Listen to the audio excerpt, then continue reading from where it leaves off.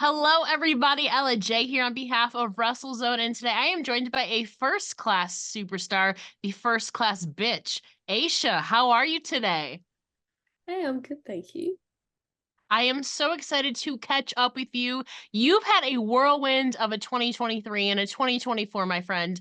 Obviously, we'll get into all of last year's stuff in a little bit, but I wanted to talk about something that happened a little bit more recently. A very good friend of mine put together an all women's wrestling event in Australia, which was so amazing to watch. I was so happy to see it unfold. Of course, I'm talking about Mickey James's her event, which took place at Starcast Down Under in Ballarat.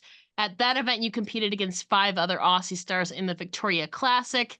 You did not win, but what an amazing showing you had there. We'll talk about the match in a second, but Yeah. tell us first of all your overall experience at the her event and at Starcast Down Under. You're surrounded by all these personalities, coming in from all over the world. Had to have been I don't even know. How was it for you? It was fantastic. Like, especially the her show. Like, all those women, like people like Mickey, people like Victoria, those were people who I watched when I was like young. Like when I got into wrestling, those were the people who were on. And like Alicia Fox, all that. Even like Tennille, like obviously she's been like as an Australian, she's been like a big Yeah. inspiration. She was kind of the reason why like I figured out, oh, I can wrestle in Australia. But yeah, just being surrounded by these women and they were so lovely, so nice. Like I got to talk to each and every one of them. Like it was just a great experience. And even the guys as well, people like Shelton Benjamin, Chris Masters, they were just so lovely. And it was like good vibes backstage. Like that it was the best like vibes, the best weekend. Just being surrounded by all these people, Bret Hart as well. Oh my god. I remember we were doing the meet and greets for Starcast and we saw a big line and I thought like, oh, Bret Hart's probably over there. And we were like taking photos with fans, but then like we turned around and then we saw that Bret Hart was like actually just came in then. And I'm like, oh my god, I was not expecting that. So we're like, who's over there then? But yeah, it was just really cool.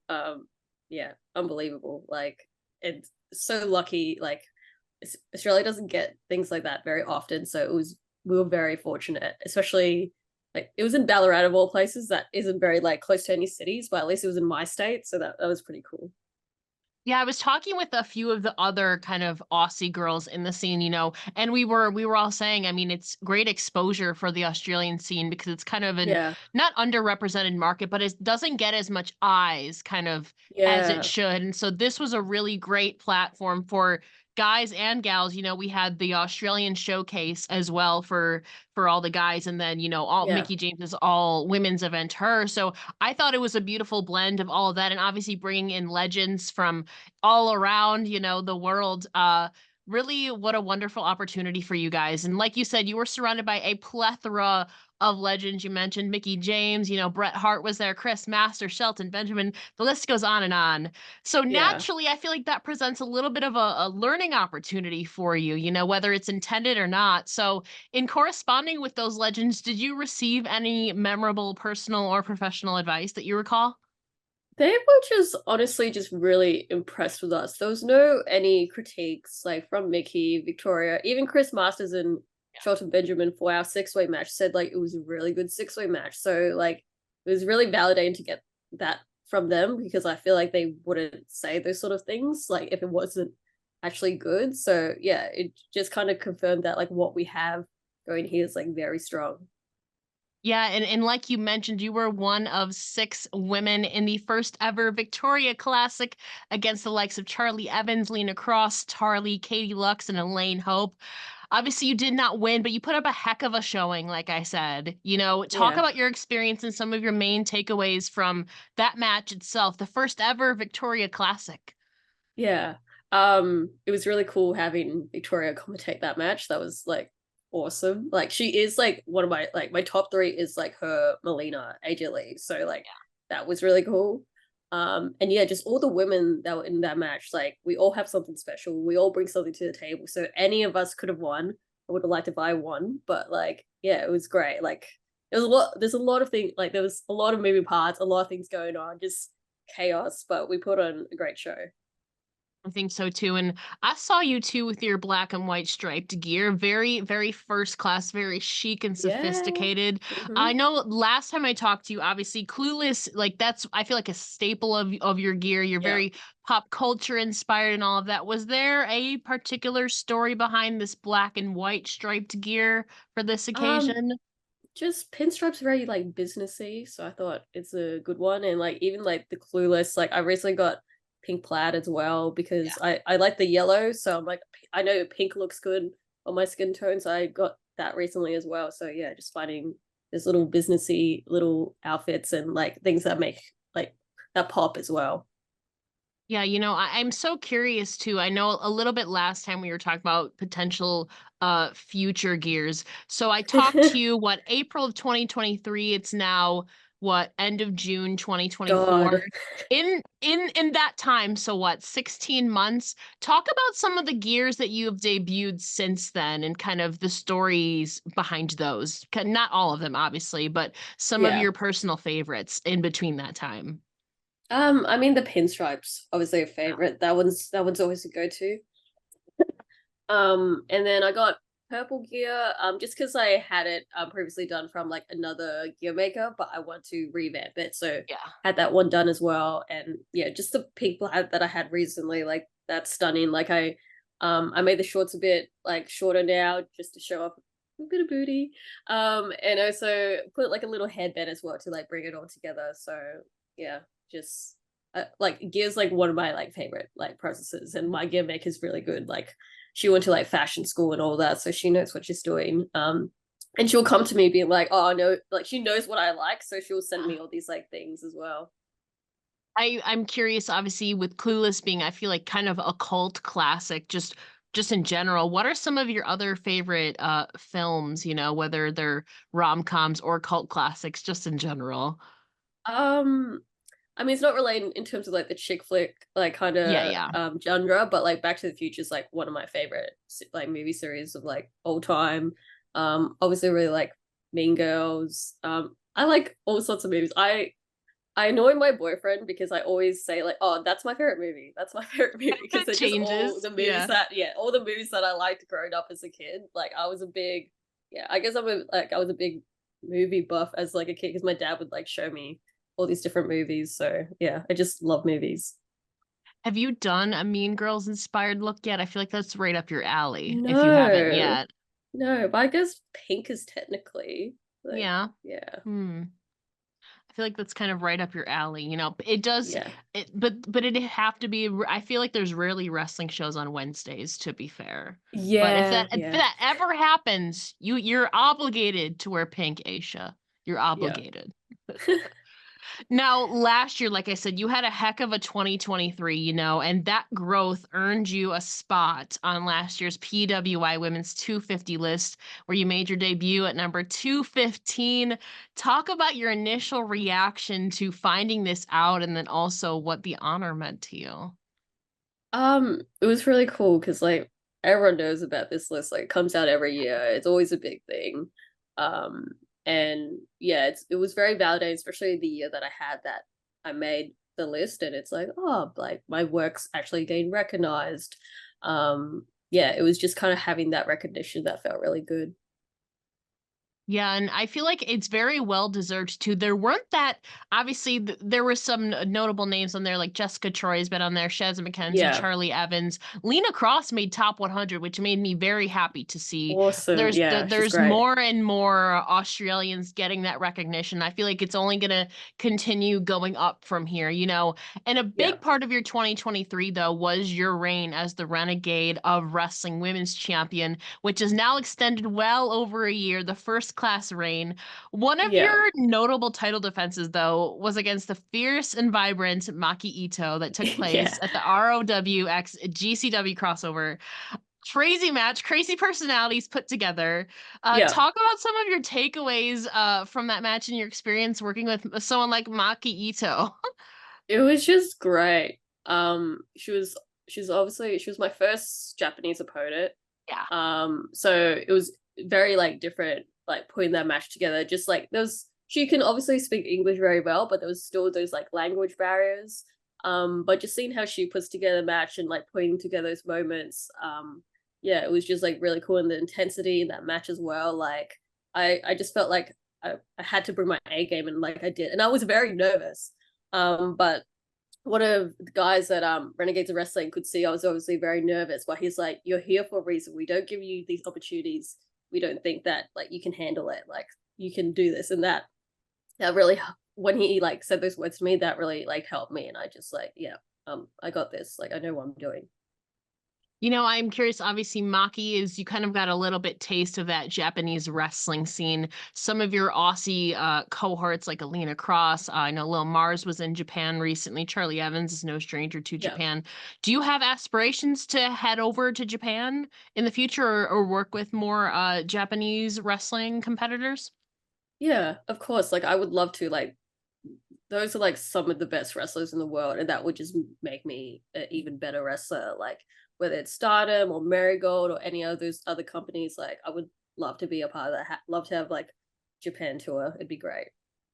Yeah, we're talking about Japan and also you being the ROW Women's Champion. You've held that for over a year now. Lots of title defenses. I know you had one against Charlie and Charlie Evans. Delta was in there. Maki Itoh was in there as well.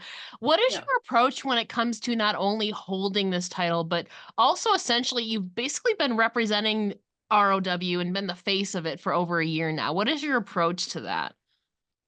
I don't know. I guess just being confident. I know I'm first class. I know I'm the first class champion. I also do have the ambush, so if I need their help, they are there. But most of the time, I'm able to handle myself. And yeah, I'm very confident as a champion. I know that I look like a champion. I wrestle like a champion. Like I'm first class for a reason.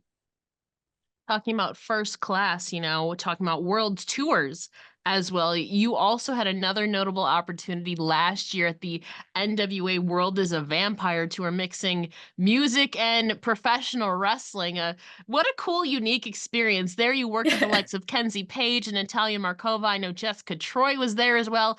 Tell us about that unique experience. Because like I said, you're wrestling, but it's kind of also in the middle of like a concert stage and all that. It's a Yeah. very unique experience, I have to imagine. Yeah, it was very unique. And even sorry, um earlier, like the month before, I did Not Fest as well, which is like the Slipknot's festival. So I had Yeah. like a little bit, like kind of knew what to expect. Um but then it was really cool doing that, and like um getting to be like near like Billy Corgan was there. He was very Yeah. involved with what we were doing. Like even though he was doing all the concert stuff, like obviously he runs NWA, and he was like involved, having like conversations with me, like giving me feedback. Like he was very hands on that day, so that was really cool. And then yeah, just working with Kenzie Page and Natalia Makova was like really cool as well. Like yeah, and yeah, Kenzie Page is awesome. Like she was great to work with. Now NWA Women's Champion, I Yeah, I'm curious. exactly. I'm curious since you're kind of in an audience, kind of, I don't know what the percentage is, but I definitely have to imagine there's a mix of music fans and there's a mix of wrestling fans. Did you guys have to take a different approach in coordinating your matches to, I don't know, I guess make sure you pop the music fans that are in the audience, or what did the process of putting together matches for a unique setting like that look like? Yeah, obviously you need to simplify it. Yeah. Just because it's actually like the simple stuff that gets the pops. They're not gonna care about all like the crazy moves and stuff like that. Yeah. It's almost gonna be too fast for them. And most of them are drinking as well, so you probably need like slow things down. But even like a simple shoulder tackle or body slam is gonna get a pop for like with them, and like crowd work and all like that. So that's the different approach there. Yeah, I want to experience something like that. Like music and professional wrestling are two of my Yeah. favorite things, and to get that like in one setting seems just so cool, especially because it's obviously Smashing Pumpkins, and obviously I think most of the bands there were more rocky, maybe Yeah. metal, so like very upbeat, fast-paced music. I feel like that would I'm curious, was music playing in the background while you were wrestling, or was it just Um eyes were just on you guys? Eyes was just on us because it'd be Okay. like it would be music, wrestling, music, wrestling, music, Okay. wrestling. So we're there like pretty much like throughout the day. Okay. I was gonna say, I feel like that might amp you guys up a little bit more if there's like music going on in the Yeah. background.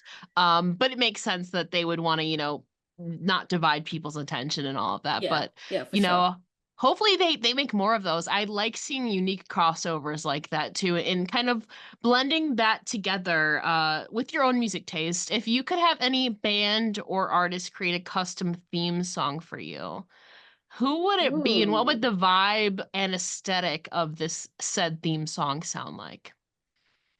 gosh. Like lately I've been on like a Britney Spears like phase. Like obviously I loved her growing up, but like lately I've just been like really I mean, vibing her Toxic is music. right up Like your alley. yeah, exactly. And even like I have custom music and like what I literally said Yeah. to the music guy was like I like Give Me More by Britney Spears, so kind of like that vibe. I like the like clubby vibe, and that's the type of music that I like as well. Like I'm Filipino, so I like to dance. So like I need something like with a beat. Yeah. I'm so curious in general, what are you I'll ask this first. Are you kind of a concert enthusiast, would you say? Um no, I wouldn't say. I just like going to the club. Like yeah. You know what? That's fair. That's fair. What are some of your go-to artists? What's your music taste like in general? Oh my god, it's very 2000s. Like Nelly Furtado, Gwen Stefani, like a bit of Timberland, like a little Pitbull. It's a good like club music. Love a bit of, like T-Pain. Pitbull's everywhere, honestly. Even Yeah, if you don't like him, you can't get rid of that man. He's in like yeah, every third song, honestly. yeah, yeah, and a bit of Tupac because like my parents like they Yeah. like were clubby in the 90s and all that. So that's like Yeah. kind of the stuff I grew up listening to. Like yeah, that's my kind of stuff. Yeah, I love that too. Club music makes again for great pump up entrance music, so it kind of Yeah, blends beautifully together. Like you said, yours with Britney Spears inspired kind of entrance music in there. I feel like it's a good vibe for people to come out to too. And we were talking about opportunities, again, last year you had so many things going on, girl. uh, So we're gonna take a moment to reflect on another high. Impact Wrestling Down Under. You got uh, to wrestle Killer Kelly, and obviously you also had the another Australian showcase against Frankie B. But looking back on your yeah, match against Killer Kelly, two very different characters. Kelly's is more horror, kind of aggressive. You're aggressive, but you're more that sophisticated aggressive. yeah. So talk about first of all, kind of the blurring of the characters in that match. Yeah, it was really interesting. And that was obviously like the main thing we wanted to focus on like at the start. She was just like crawling towards me. I'm like, what is she doing? But then I brought my champagne bottle to even things up. But yeah, that was really cool.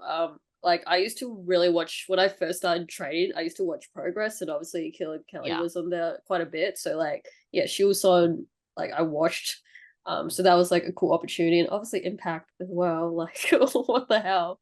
Yeah, it was cool. Yeah, and yeah, this clash of personalities like felt really cool. Yeah, and hopefully we get Impact Now TNA back over there soon. Um, I don't know when they're going back to the UK or Australia, but I'm hoping so Yeah, because, so many great talents in Australia and the UK. And obviously we've seen a lot of UK come over now with Zaya Brookside and Danny Luna. We need to get some more Australians. SDL's been how has it been seeing I yeah, know she's not signed, but Steph Delander has yeah. been dipping her toe back. I mean, now with PCO back into TNA, what's it like seeing SDL, repping Australia in TNA? That's really cool. Like just like obviously I think what she's doing is what a lot of us Australians would like to be doing. Like if Yeah. not necessarily like she obviously got signed, got released, but now she's just killing it. If anything, her career is even better than it was. So like yeah, it's just really cool. Like she's killing it. Like oh my god. Yeah, and looking back on your own Impact Wrestling slash TNA wrestling experience last year, what are some things that you maybe learned about yourself or about wrestling, through if you look back on that experience that you can recall? Because I feel like there's got to be kind of again a built-in learning opportunity there. You're surrounded by some legends and more veterans in the business as well. Yeah. Um, I think with this one, just being mindful of the cameras a bit more, even though I am like we obviously have cameras on every show, but I Yeah. think just watching that back and just seeing like certain angles and maybe taking a little bit more time for cameras to like capture things, I think like was kind of like what my takeaway from it was as well. Yeah, getting more TV exposure too. Again, Yeah. I can't, I have no firsthand experience, but I have to imagine it's kind of like you're getting thrown in the deep end a little bit. You know, you Yeah. obviously indie shows are different and there's less cameras, but once you're going to Yeah. kind of an elevated platform, you know, you got to step up your game and kind of learn on the fly. But it seems you've been able to Yeah. do that so far. So that's definitely a skill to that I think is going to take you far. And Yeah. you know, the last time I talked to you too, off air before this, we were talking about you made your USA debut last year. Obviously, you were training at flatbacks, and then you wrestled a Yeah. bit around the states. You made your way to the likes of Florida, New Jersey, Tennessee, and Massachusetts. You know, now as you're looking towards the rest of 2024 and 2025, who are some opponents or promotions that you hope to work with next in the USA, and if and when you do return? Um, One person that comes to mind, I would love to wrestle Jada Stone. Because when I was over there, I did a Gabe Sapolsky seminar, and we had Yes. like we had a little tryout match, and it was only 3 minutes, but it felt like we just had chemistry, and we got really good feedback. So I'd love to be able to have a match with her in front of like fans. Um, Places that I would like to wrestle. DPW is a big one because I grew up watching CM Pulse when Yeah. in my teenage years, and he was actually down at Flatbacks when I was there as well, because like he's obviously friends with Chris Danger Yeah. while he was training, so that was really cool. Like I remember just being at train, I looked over, I just saw CM Pulse. I'm like, what the hell? What is he doing here? But it was cool because I got to chat with him, and we've like known each other through Twitter as well, so it was really good to actually like meet him in person. So DPW would be a big one. Wrestle Prestige would be really cool. Places like Shine as well. I'd love to come back to Wrestling Open again. I only had one match there, but I'd like if I was there, I'd probably want to have like a few like weeks working there as well. So yeah, just a lot of places, and that's the cool thing about America is that there's just so many opportunities, so many new people to wrestle. Like, yeah, that's what I love about coming over there.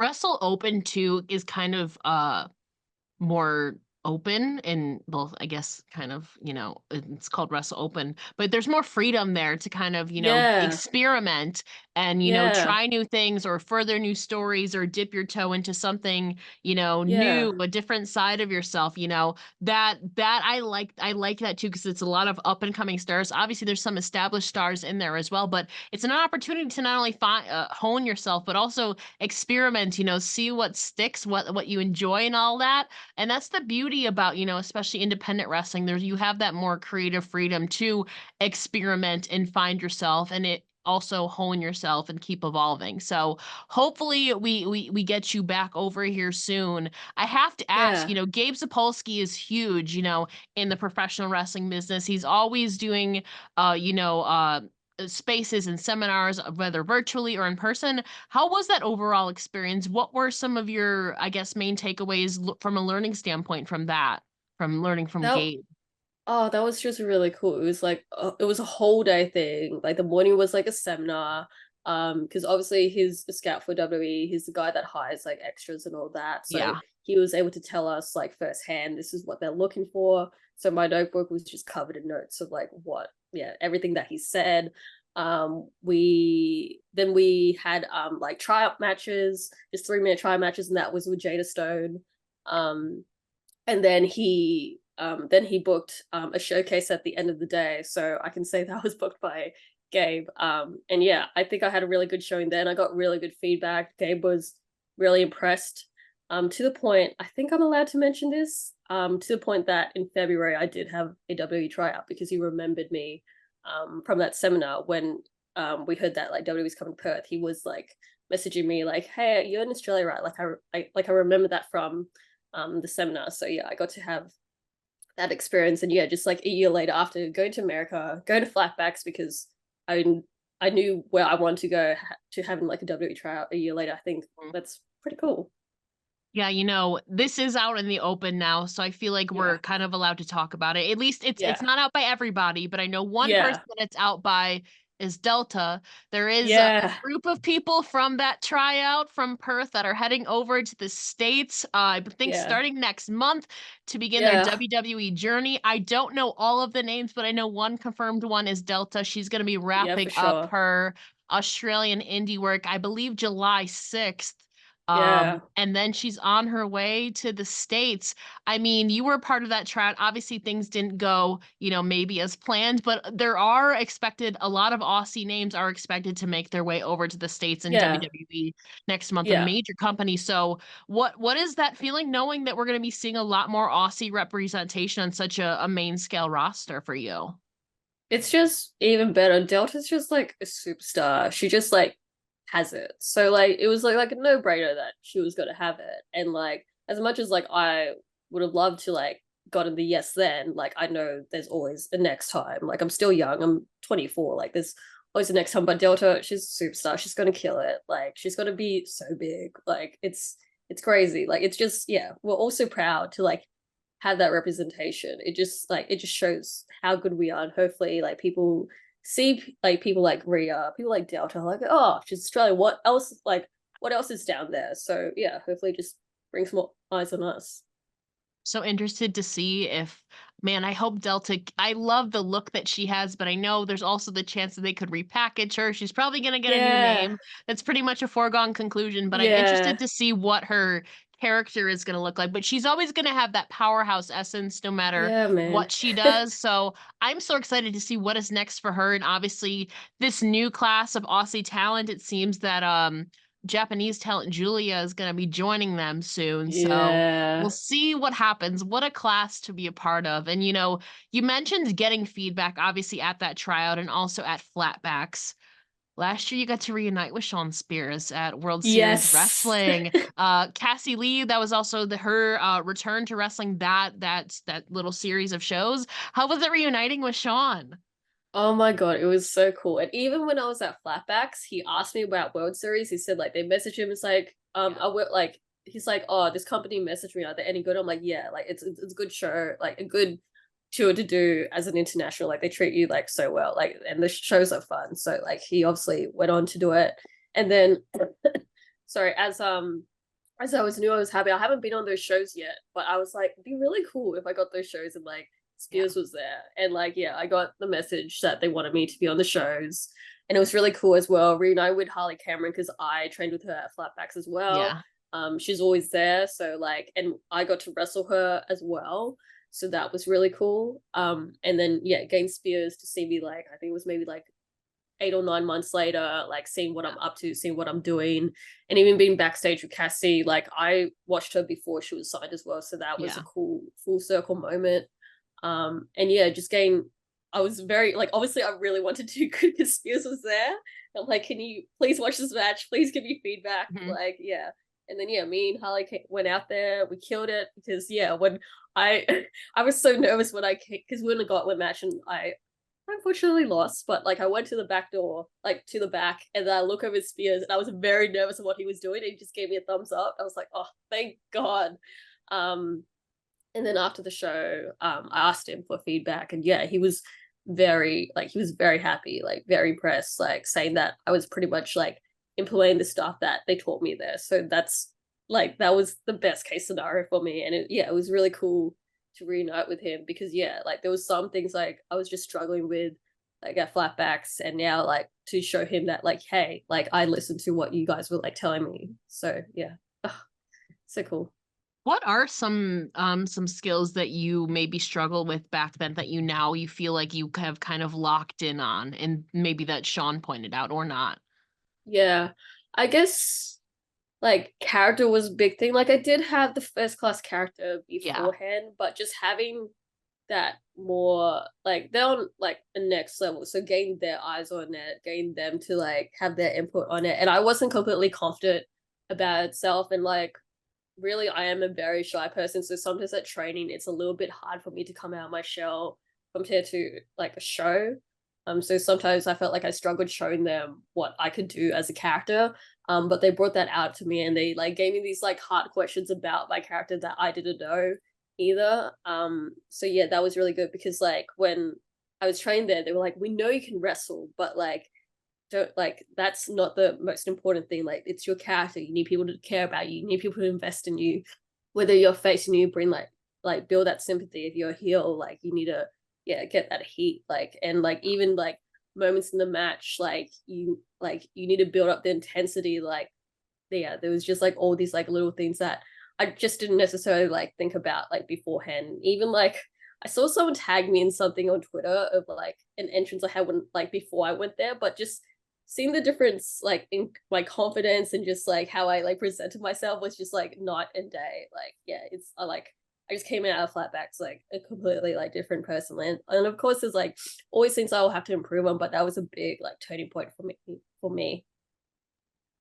I feel like too, especially because you started so young, you started training at what, 16? Or I know Yeah.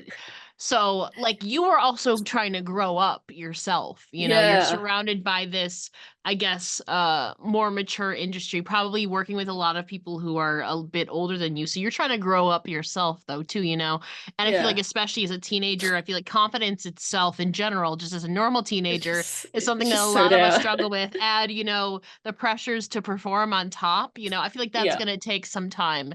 naturally. And obviously, 8 years later now, I feel like again, it keeps just going with time, you Yeah. grow as time goes. And so, I feel like you've come a long way. So you should be proud of Thank that. you.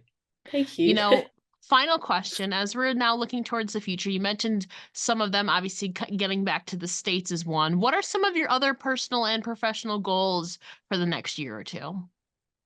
Um, Obviously the States. I feel like I want to do Japan at least in the like next year or two. Yeah. Would be a big one. I think those are like the focus, just like getting out of like Australia. Like I'm doing really well in Australia, so I think the best thing for my career is to just keep getting out there and just building my name. Like, yeah, that's just really the way. Yeah, and we got to get you on that first class flight to basically everywhere. Yeah, Take you got to go on your own world tour now. yeah. Well, Aisha, before we let you go, can you please share where the listeners can find you online? Yeah. So my Instagram is Aysha.fc underscore. So AyshaFC underscore on Twitter. Well, Aisha, thank you so much for joining me here today again. It's a pleasure as always. And, cheers to the future. You've had a heck of a 2023 and 2024. And, I feel like the sky is the limit for you. I guess, pun intended, if you're flying in first class. Aisha, thank you so much. Thank you.